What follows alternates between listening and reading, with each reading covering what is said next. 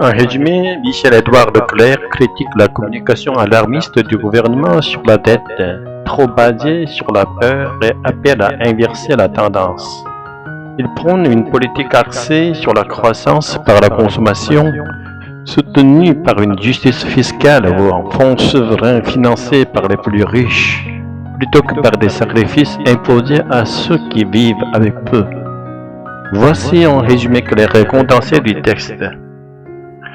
Michel-Édouard Leclerc, invité de 20h le 1er septembre, a exprimé son inquiétude face à l'anxiété croissante des Français.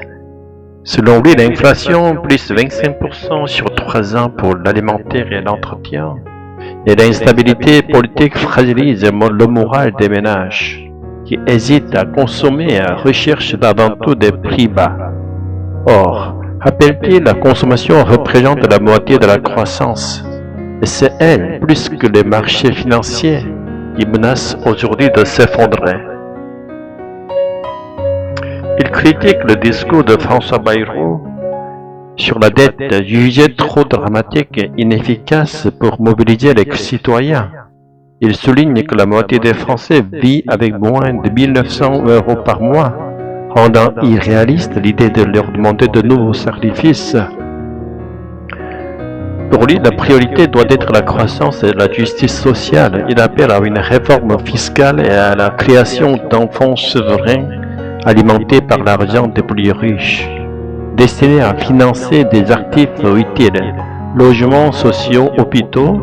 Il dénonce le paradoxe d'investir massivement dans la défense au niveau européen tout en imposant des efforts aux ménages modestes. Enfin, il affirme ne pas être un boomer privilégié, mais un entrepreneur frustré de voir les atouts de la France. Sa main-d'œuvre, ses produits, son enseignement, insuffisamment mobilisés. Ce qu'il souhaite entendre, dit-il, c'est un discours positif et mobilisateur, à l'image du général de Gaulle, plutôt qu'une communication anxiogène. En cette période d'instabilité politique, Michel-Édouard Leclerc était l'invité du 20h. Lundi 1er septembre, président de l'enseigne du même nom, il a évoqué la consommation actuelle des Français et le discours de François Bayrou sur la dette. Michel-Édouard Leclerc, ils sont très anxieux. Ils en donnent les signes. La consommation tient encore la croissance. Et il y a eu cette claque de l'inflation, plus de 25% d'inflation, sur les produits en 3 ans, sur les produits alimentaires, les produits d'entretien. Ça a été pris dans le portefeuille des Français. Il y a presque 10 millions de personnes qui sont en dessous de ce seuil. Ils sont donc avides de chercher des promotions, des prix bas, etc. Et le contexte politique actuel et l'illisibilité des effets d'annonce, aussi bien des parlementaires que du gouvernement, accroît cette anxiété. Est-ce qu'il faut acheter une voiture? Est-ce qu'il faut reporter? Est-ce qu'on va vers l'électrique? Est-ce que ça aura une valeur de revente? Est-ce qu'il faut refaire le logement? Il n'y a pas de réponse, il n'y a pas de vision. Est-ce que cela signifie que les Français ont peur de l'instabilité? Avez-vous senti une baisse de la consommation? À la fin, ce ne sont pas les financiers qui vont foutre en l'air la croissance de la France. Ils vont déclasser la France. C'est la consommation qui va tomber en panne. Or, aujourd'hui, la moitié de la croissance, c'est la consommation. Donc il n'y a pas de message fort pour mobiliser les Français. Ce n'est pas la peur que provoque la dramaturgie autour de la dette qui va mobiliser les Français. Avez-vous l'impression que François Bayrou joue avec la peur sur la dette?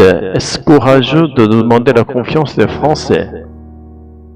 Non, je ne comprends pas ce discours. Et je ne comprends pas la vie politique. Il faut se rendre compte que la moitié des Français, retraités ou salariés, gagnent moins de 1 900 € par mois. Qu'est-ce qu'on va aller chercher pour leur demander des efforts supplémentaires pour la gestion des comptes publics? Et même dans nos entreprises, ce n'est pas le comptable qui fait le plan de développement. Tout le sujet est anxiogène. Est-ce que vous pensez que les chefs d'entreprise ou que les plus riches en donnent assez? D'abord, une réforme fiscale pour plus de justice sociale. Ça se justifie en elle-même. Il faut l'étayer. Et je crois que ça peut faire une politique sociale. Mais là, personne ne parle de croissance. La meilleure manière de rembourser une dette, c'est d'aller chercher du chiffre d'affaires. C'est d'aller chercher de la croissance. Il y a 2 millions de logements sociaux qui manquent en France. Utilisons donc l'argent des riches, créons un fonds souverain. Il y a des actifs à la clé. Ce n'est pas grave de faire de la dette pour financer des actifs.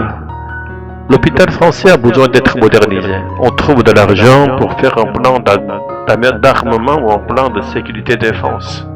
On parle même de 500 milliards à l'échelle européenne.